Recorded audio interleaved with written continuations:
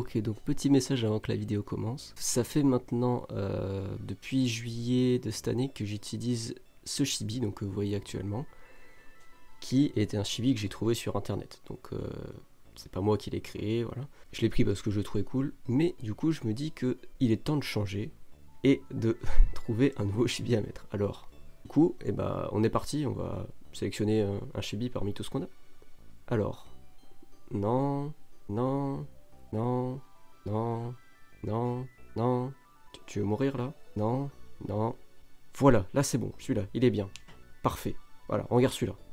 Je remercie du coup Mizu de la chaîne Washi no Mizu qui me l'a fait. Il a été très cool et il l'a fait assez rapidement, donc c'était super cool de sa part. Et je vous laisse à la vidéo maintenant. Bonjour à tous. Il m'est amené à regarder des animés plutôt particuliers parmi tout ce que j'ai vu. Bon, la dernière fois on avait vu les animés ecchi qui représentent une bonne partie des animés chelous que j'ai vus, mais aujourd'hui on va plutôt revenir avec des bases plus saines, mais pas forcément plus sérieuses. Aujourd'hui on parle de Ayore Nyaruko-san. C'est parti.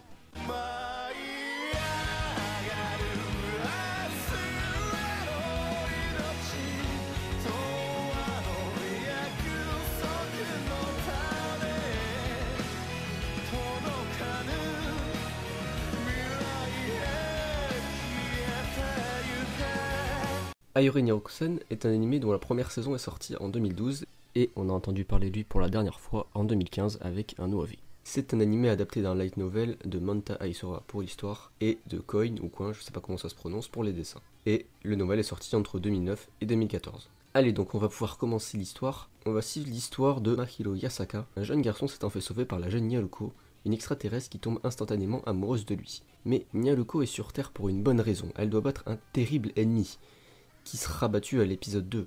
Bon bah c'est cool, on va dire qu'ils ont pas perdu de temps au moins. Évidemment l'anime est une sorte de parodie de plein de choses, il y a des références dans tous les sens, et puis bon, quand à 15 minutes de l'épisode 1, les conversations des personnages en arrivent à un point où ça parle de trafic de hentai dans la galaxie, tu sais que tu devrais peut-être laisser ton cerveau de côté pour ce coup-ci.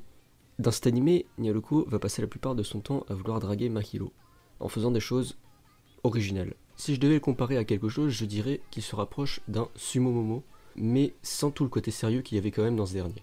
Bon, on va pas compter sur le duo principal pour nous donner du sérieux, donc on va se rabattre sur le casting secondaire. Alors, Ktuko qui veut faire un enfant avec Nyaruko, Astur qui veut pécho Mahiro, ou Shantaku, une espèce de hippopotame, rhinocéros, chauve-souris. Aussi, il y a la meuf normale dont tout le monde se fout et que vous aurez presque oublié l'existence à la fin de l'animé. Et évidemment, on n'y échappe pas, il y a l'ami du personnage principal qu'on introduit à l'épisode 1, et qui doit avoir 10 répliques à tout péter dans l'anime. Ce genre de perso, t'en as vraiment tout le temps, comme vous pouvez le voir actuellement. Et on a aussi la mère de Mahiro, qui est une chasseuse de divinités, à temps partiel. Et il y a moi en train de me demander pourquoi je regarde ça. Globalement, tu vas rire devant l'animé, les situations montrées sont toutes plus connes les unes que les autres, mais fatalement tu finis par t'en lasser. Tu sais que quand il commence à y avoir un build-up trop sérieux, ça va finir sur une vieille blague. Et c'est toujours le cas. Et ça c'est simplement parce qu'il n'y a pas d'enjeu réel à l'animé. Vous voulez un exemple? Ok, voici le méchant de la saison 1. Ce truc est le méchant. Mais des fois le côté très con d'un animé peut marcher. On pensera bien sûr à Gintama qui 80% du temps est un animé avec des situations complètement connes. Mais dans Gintama il y a une histoire assez solide derrière. Il y a des enjeux, des méchants, des bons méchants je veux dire. L'animé a quand même quelques bonnes idées, comme par exemple l'épisode du jeu de drague qui est vraiment pas mal, même si on retrouve encore plus ou moins le même problème que précédemment. Et aussi, point important, je trouve personnellement que Mahiro est inintéressant au possible. Et il a pas vraiment grand chose pour lui, le pauvre. En plus, il est un peu con quand même. Je veux dire, à la fin de la saison 1, une jeune fille sonne à sa porte en lui disant Gutatan, et lui il la laisse entrer en mode normal. Non mais moi si ça m'arrive, je lui dis gentiment d'arrêter de me casser les couilles avec ses conneries et de rentrer chez elle. Je tiens quand même à souligner que la saison 2 est un peu mieux, et l'OAV de 2015 est même plutôt bon. Du coup, est-ce que je vous recommande cet animé? Ça m'énerve un peu de vous dire non, parce que tu passes pas un mauvais moment en le regardant. Tellement l'animé te crie au visage du rigoler, mais il faudra pas s'attendre à une qualité folle non plus. Merci d'avoir regardé cette vidéo, un peu plus courte que la dernière fois.